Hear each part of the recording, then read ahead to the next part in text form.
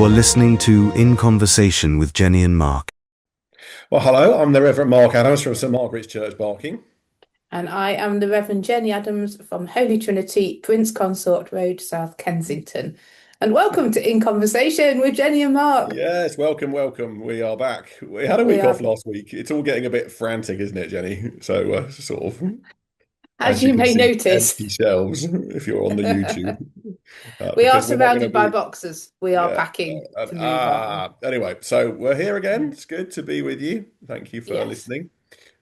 We are continuing through our journey through Lent with the story of the raising of Lazarus, which is quite a long reading, so we're going to break that up between us. So, anyway, here we go. So, do you want to read the first paragraph, Jenny? Yes, here we are. So what is it? 1 to 46, Well, it's 1 to 45. 45. 1 to Yeah. 45. Okay. Now, a certain man was ill, Lazarus of Bethany, the village of Mary and her sister Martha. Mary was the one who anointed the Lord with perfume and wiped his feet with her hair. Her brother Lazarus was ill. So the sisters sent a message to Jesus, Lord, he whom you love is ill. But when Jesus heard it, he said, This illness does not lead to death. Rather, it is for God's glory, so that the Son of God may be glorified through it. Accordingly, though Jesus loved Martha and her sister and Lazarus, after having heard that Lazarus was ill, he stayed for 2 days longer in the place where he was. Then after this, he said to the disciples, Let us go to Judea again. The disciples said to him, Rabbi, the Jews were just now trying to stone you, and are you going there again? Jesus answered, Are there not 12 hours of daylight? Those who walk during the day do not stumble, because they see the light of this world. But those who walk at night stumble, because the light is not in them. After saying this, he told them, Our friend Lazarus has fallen asleep, but I'm going there to awaken him. The disciples said to him, Lord, if he has fallen asleep, he'll be all right. Jesus, however, had been speaking about his death, but they thought that he was referring merely to sleep. Then Jesus told them plainly, Lazarus is dead. For your sake, I am glad I was not there, so that you may believe. But let us go to him. Thomas, who was called the twin, said to his fellow disciples, Let us also go, that we might die with him. So I wonder, should we just look at that paragraph and then we'll look at the next one? Actually, might be a more fun way to deal with it, because otherwise we're just going to get swamped with it all, aren't we? So why don't we have a few brief thoughts about this and then we'll do the next two. Okay. Do you want to take it back off our screen? Yeah, okay, can do that. Okay. I am just going to grab a Bible then. So what are your thoughts? You've obviously got a thought. Oh, I love the human interaction in it. I love it. It's so good. It's just almost comical and yet so serious at the same time. It's like, uh, what do I mean? So yeah, we're waiting. We're not going. We're not going straight away. Which is, usually when you Yeah. hear something. I mean, I even this morning had to rush off to church because the burglar alarm was going off. Yeah. No, you should just stay. Yeah, You could you just just stay. stay. Yeah, just wait. I'm just gonna wait here. I love the sort of and then he does decide to go. They say, You're going back there. They're trying to kill you." And then he goes, "Lazarus has fallen asleep." It's just like, and they go, "On, if he's asleep, he'll be fine. Then won't he? He'll be all right." And they go, "Oh, it's actually it relates." Lazarus is dead. Lazarus is dead. He's dead. Okay, let's not beat around the bush anymore. I'm trying to. Although it's interesting, isn't it, that one of the things that struck me as you were reading it was um, that John has a theme, doesn't he, of people not seeing Jesus's metaphors. So we've had two examples of that actually in these Yeah. passages in Lent, because you've got Nicodemus being born again. What do you mean I've got to go back into my mother's womb Yeah, a second time? actually. And you've got the woman at the well who also says, "Yeah, if you give me this living Well, water, I'm going to also come the you back to this disciples, well." when they were the disciples, weren't they, when they came back from the well? Um, Yeah, there was yeah, something about bread, wasn't there, in the middle of that? So yeah, he yes, does have a bit of a yes. theme of nobody That does seem to be a bit of understanding. a theme that Jesus speaks in metaphors and people just take them literally. I don't quite know what that's all about, really. I don't know. What do you think that's all about? Well, I think people still do it. I think people still take this teaching and try and make it very literal. Um, Very literal. Yes, Very yes. literal, sorry. And with dangers in that, of course. Actually. Yeah, we're dangerous in that. Yeah, yeah, So I don't yeah, think that's some of the literal things that doesn't come in a scale, does it? It's like very literal. Um, well, I suppose not. Yeah, I suppose it's a bit binary, but but yes, yeah, I actually really like um Thomas's answer. Let's go and I die know. with him. We'll off to die. Yeah, well, if he's going, we might as well. If he's going to die, we might as well go and die with him. The other bit that struck me, of course, that is this, and I have this isn't my thoughts, but obviously there's a lot of debate around who is Mm. the disciple who Jesus loved, Uh-huh. and traditionally this is ascribed to John, isn't it? Particularly when you think about, then that's where the bit where Jesus is on the cross and Mary, his mother's there, and it's the Hmm. disciple who Jesus loved, not named as John. And some people have a theory that it's Lazarus. And Oh. I think it's quite interesting. And I'm kind of wondering, as you're reading it, it says, of course, and I've just got to find the verse now. It says, uh, Lord, the one whom you love is ill. And I don't think he's named as the disciple who Jesus. I don't think that this designation of one of the disciples as the disciple who Jesus loves comes before that. I think they're all after that. So it's just an interesting alternative theory around who is this enigmatic disciple who Jesus loved. So my preacher last Sunday Oh, right. did Yeah. announce as fact that this was John of Jerusalem and not John of Galilee. Okay. What, the disciple who Jesus loved? Yes, Okay. Well, yes. okay. I did kind of, Well, I mean, you can't pronounce it as fact because we don't know because no. John, the writer of the evangelist, has decided not to tell us exactly who this is. What does that make? I don't know why that makes a particular difference. I don't know. I just think it's an interesting point of uh, to reflect on. Fair enough. Shall we move on? Yeah, sorry, probably not a particularly helpful thought, but anyway, there we No, are. we just rambled about that. Let's move on to the story. Okay, yeah, all right. Um, well, nonetheless, the one who you love is ill. So it's, Jesus does feel incredibly close, doesn't he, to this family, to Mary, Martha, and Yes. Lazarus. They're very important people. Well, I think, yeah. I mean, we've had interactions with them before, haven't we? So I Yeah, think, we have. Yeah, they feature quite heavily, actually, don't they? I mean, actually, Sarah, Sir Margaret's last Sunday was using the story of Mary and Martha in her Mother's Day talk. So anyway, there we go. Shall we? So that's a little bit of intro. Shall we move on to the next section then? hmm Let's share the screen again. So when Jesus arrived, he found that Lazarus had already been in the tomb 4 days. Now Bethany was near Jerusalem, some 2 miles away, and many of the Jews had come to Martha and Mary to console them about their brother. When Martha heard that Jesus was coming, she went and met him, while Mary stayed at home. Martha said to Jesus, Lord, if you had been here, my brother would not have died. But even now I know that God will ask of him. Jesus said to her, Your brother will rise again. Martha said to him, I know that he will rise again in the resurrection on the last day. Jesus said to her, I am the resurrection and the life. Those who believe in me, even though they die, will live. And everyone who lives and believes in me will never die. Do you believe this? Jesus said to him, Yes, Lord. I believe that you are the Messiah, the Son of God, the one coming into the world. Well, I guess this is in many ways the center point of one of the. So the Well, big question. can you have more than one center point of an area? Obviously, we've got a resurrection that's about to happen, but this is the kind of classic statement, another classic "I am" statement, isn't it, of Jesus? So yeah. Okay, I won't get to the big question just yet. I think Martha comes into her own here. I always think that Martha has a bad press. She, Yes. because of previous stories, we've always kind of got Martha's the one that does stuff, and like Mary's the good one. She sits at his feet. It always feels a little bit like, oh, Mary's chosen the better path. But uh, but I like Martha because like stuff needs to be done. She was just trying to get everything right as it should be. And here you've got her going out. I don't know. And her interaction with him just shows her faith. She's just a bit more practical about the whole thing. But yeah, I think it shows her really well. And of course, she is the one that just, where's the last sentence in that? I know he'll rise again at last day.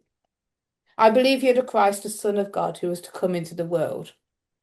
I mean, that's very definite. I don't think we've got Peter saying you are the Messiah. Yes. But Yes, and actually, it's through this conversation, isn't it, that it elicits this I am statement. Um, you know, mm, yeah, I know that he'll rise again. And I suppose what's fascinating, of course, is that, of course, we're only, what are we, 2 weeks away now from Easter Sunday, aren't we? So kind of know where this story is going, and this is in one sense a foreshadowing of that. I know that's something else you wanted to talk about, but Jesus gives this absolutely classic, all I am the resurrection and the life. It is a message of hope. It's a statement of faith. It's an extraordinary thing to say, isn't it? It's an extraordinary thing to. well, also it follows straight on from if you had been here, my brother would not have died. So it's an extraordinary statement to make in that level of disappointment. Yes, yes. There's a sort of faith and disappointment all rolled up together, isn't it? You could have Yeah. done something about this if you'd have come. Why didn't you But come? still, I'm going to make this announcement that you are, I'm going to Yes. proclaim that you are the Messiah, the one we've Yeah. been waiting for. Yeah, it's Yeah. an incredible statement to make in that kind of scenario, really. Yeah. So what's your big question? We're getting to it. Oh, or in the next section? I'll wait. Yeah. Okay. Well, let's move on then. So I think it's your turn to read the next section. I'll just put it back on again.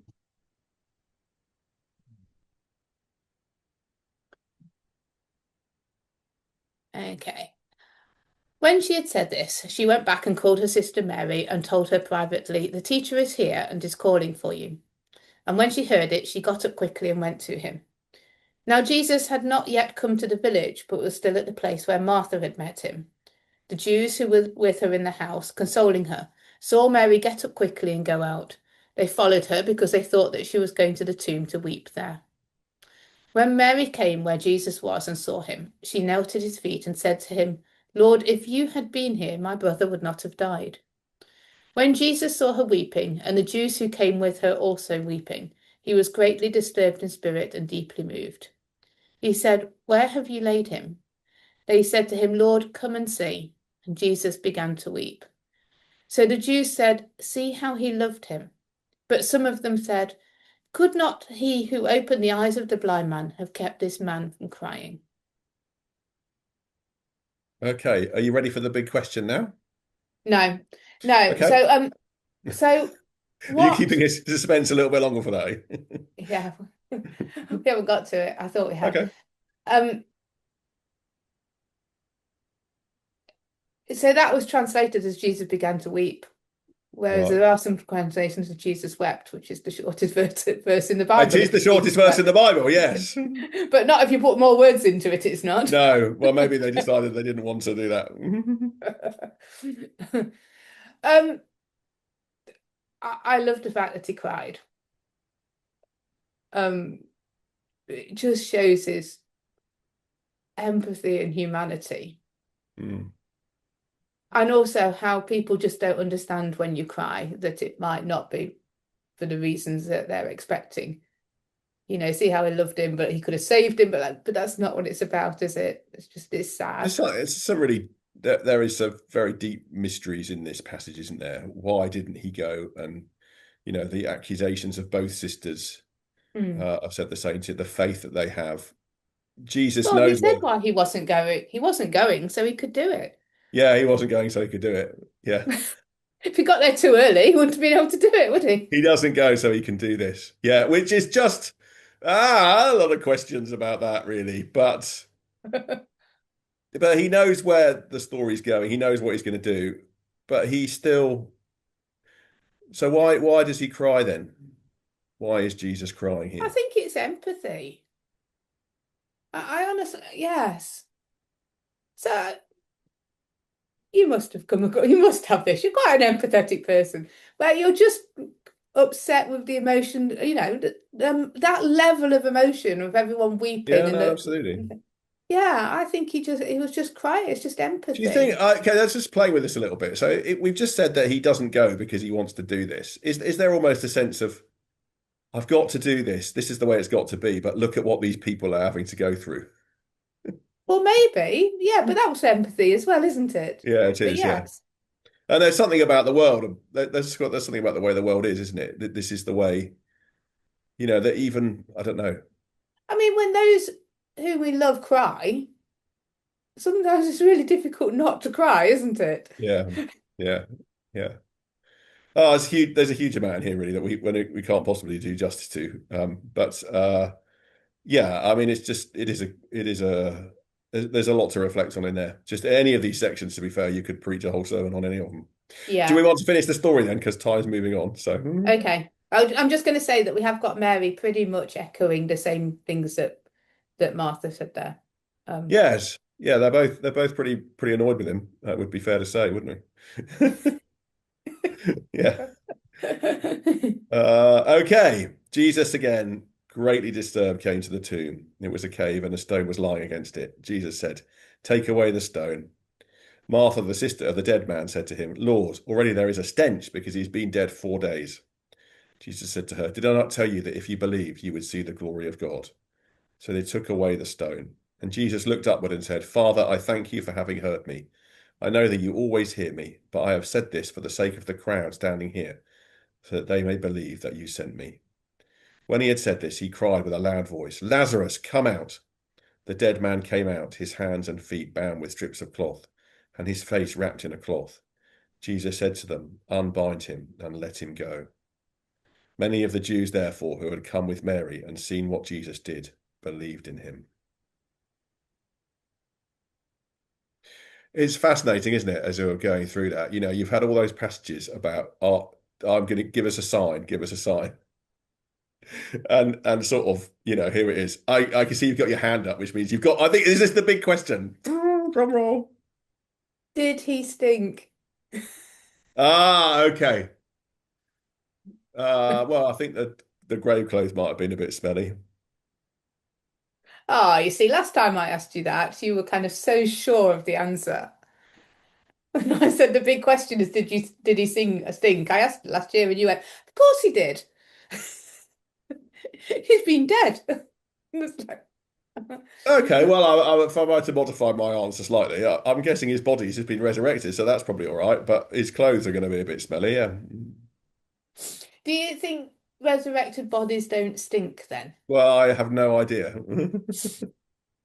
It would seem to me Okay. a rather, it would seem to me a rather partial resurrection if he still was a bit smelly from being dead. Why is this the big question, Jenny, out of all this? Because it fascinates me. It never gets answered. Like, did he Okay. stink? Okay. Well, I've given you my best answer. It doesn't say. I mean, certainly. I mean, I love the bit. It's Martha again, isn't it? Very practical. It's gonna smell. It's gonna stink. Yeah, absolutely. And she's Yeah. not wrong. It's horrible Yeah. in there. There's a stench. It's gonna be really Okay. I horrible. also think, and I'm sure I said this last year, it's the scariest day for Lazarus, isn't it? Because one minute you're there, look after my sisters. And the next minute you can hear Jesus's voice, but you're bound up, you can't see, you're in a cave. It's like that's gotta be a scary moment. Yeah, you think you might have a bit of PTSD from that, wouldn't you? Yeah. Need I, some I counselling. I don't think he's having a great day. I mean, he is because he's alive, but to be honest, he was dead, so he didn't know. So yes, I think that's a terrifying ordeal, to be honest. So we've reached the end of the story. Yes, What are you taking from this final section? it's a resurrection, but Yes, not the resurrection. but not the resurrection. So Lazarus is not walking around now. He dies again. Yes, but yes, I'm not sure I really see the point. Okay.